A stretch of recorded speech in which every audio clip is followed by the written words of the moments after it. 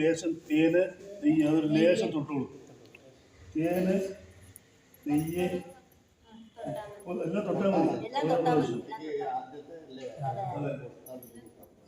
ഓരോന്ന് തൊട്ടാൽ മതി. ലേശം അപ്പടെ ഒരു ലേശം ഒരു കുടിക്ക് തൊടുക.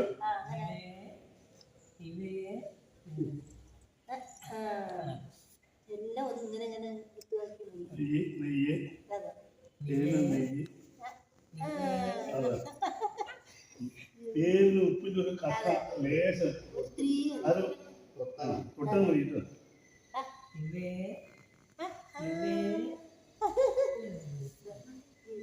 ചോറ് വെറുതെ തൊട്ടിട്ട് വെക്കുക. ചോറ് അങ്ങനെ കൊടുക്കണ്ട, വറ്റ് കഴിക്കുന്നതായിരിക്കും.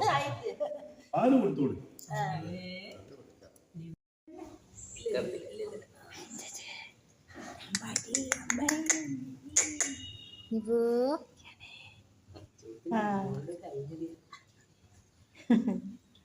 ഇതൊന്ന് തൊഴിച്ചോളൂ. ഒന്ന് തൊഴിച്ചിട്ട് പിന്നെ തൊഴിക്കണം കേട്ടോ. അടുത്ത്